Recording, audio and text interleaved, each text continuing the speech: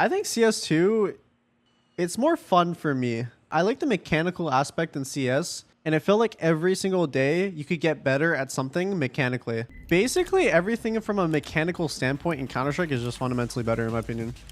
It just you get less random kills. I have probably gotten running or jumping headshot less times than a singular game of Valorant in my life. Yeah, surely they were. It's B-Dog. B-Dog, look at him pop! Oh no! Hugs the walls, keeping him concealed. It's like watching a train wreck about to happen. Oh no! Oh! That is twitches. To get another shot moving around the corner. He comes through. He found the first. He didn't rush over towards long. Angel left. Oh, get a lot here. It's only a frenzy. Oh!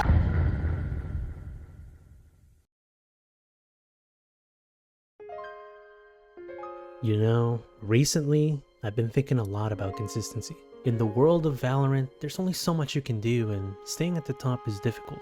I saw a video from the Score Esports the other day, where Tense was talking about why he might prefer CS2 over Valorant. Valorant is definitely programmed in a certain way. I'm sure a lot of people will feel this. There'll be days where you're frying in Valorant, and you're just like, okay, like, no one can kill me.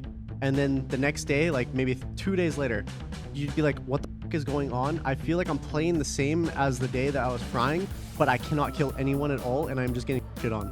And a bell struck my little noggin. A simple 3-letter word that just summarizes our problems. RNG. Now, I'm not saying Tense is a knower above all, and he is.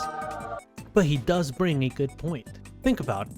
There are a lot of inconsistencies in the game for you to ever feel like you're consistent. Hell, this is why top tier players like Demon1 and Tense can sometimes perform really well and sometimes not so much. So how do you fix inconsistencies?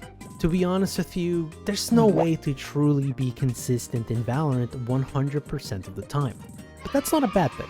You see, for a pro to have an off day makes it almost cathartic when you get wallbanged through the smoke. If Demon1 can get destroyed trying to entry, then I can have a game or two where I suffer from the same thing. Just as a reminder, we are holding a C9 jersey giveaway at 1,000 subscribers. Make sure to like, subscribe, and comment for a chance to win your very own jersey. Now on to the video. This video will cover 4 topics, alongside what mindset you need to have in order to be successful in your climbing journey. The methods that we will talk about will cover things from VOD reviews to aim routines. Let's get started. Mindset is a fickle thing, and I won't blame anyone for tilt queue. But at the end of the day, it's your elo. Your best move is to always queue whenever you feel at your best. But Nano, when do I feel at my best?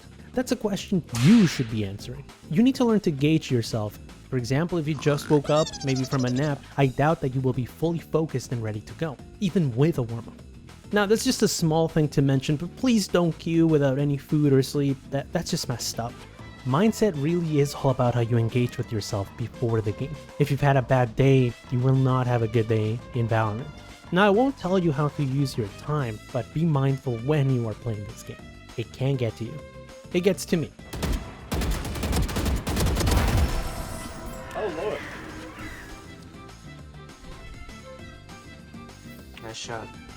Please do not mistake my smile. I take this all very seriously. Moving on.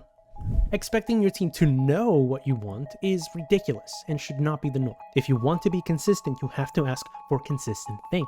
Adapting is part of the game, and some days you might potentially take these outplays into consideration, and sometimes you might not. What? The same goes for your team. This is where controlling your environment really comes into play, as it can set plays with your teammates in order to counter or change something within the team if something's not truly working.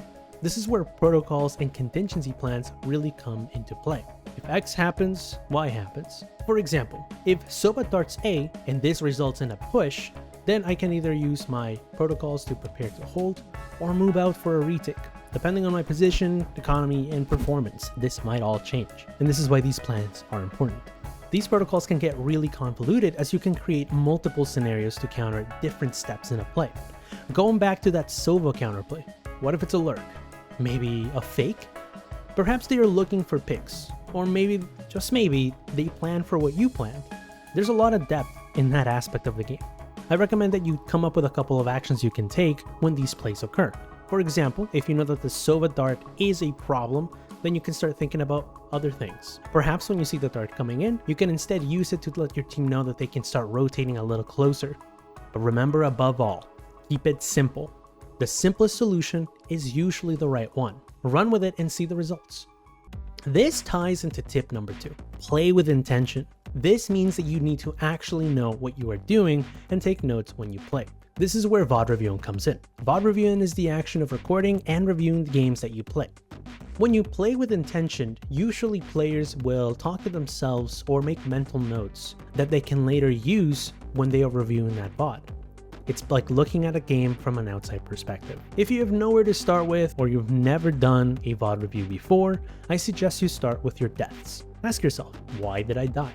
Did I have utility that could bail me out? Did I call onto someone to help me? Or was I gambling by myself? Was I in a position to use that utility? Did I pressure myself to use this piece of utility because of the play that I was making? Or was it all in a rush?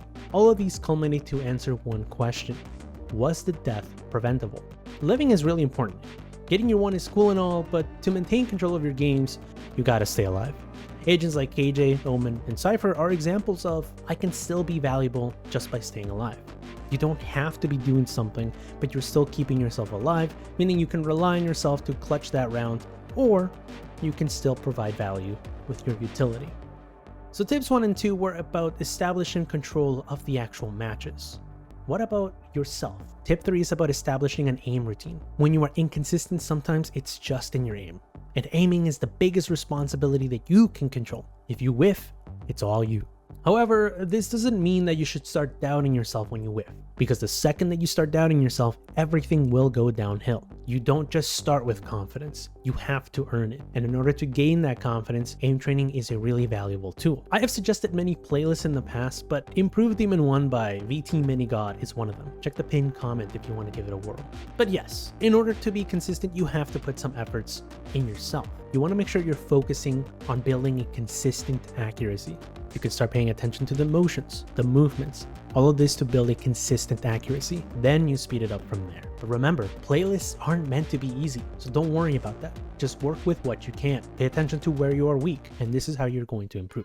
Another thing that is tacked onto that is to play around the same time. When you practice and play around the same time, you are going to build habits. Your brain is going to start thinking, this is when I am going to play. It's a game state mode. Now, even if you decide to play around the same time each and every single day, and you still don't play consistently, like I said before, even pros can have a bad time. So why can't you? Don't be too hard on yourself. It's fine to take a break. And with that, we tie in our last tip. Just play. I cannot stress this enough. Sometimes you just gotta play. Sometimes you will start feeling really fresh and ready to go, and then you'll lose 4 games in a row. Sometimes you'll have 4 days where you are just getting completely destroyed before your training starts really kicking in. Oh, never mind. No distraction. One enemy remaining. You win these, you win these. Look to your left. Oh my god! Use these losses to learn. But again, even if you're losing, even if you are discouraged, build confidence and play. You cannot build experience. You cannot work on your mindset. You cannot see these training results without playtime. These concepts have to work together to be useful. With that out of the way, I hope you guys enjoyed the video. There was a lot to digest here and a lot to do. Becoming better takes time, but if you are willing to interact with the process and keep trying, you will improve. I believe in that. My name is Nano, and I will see you on the next one. Peace.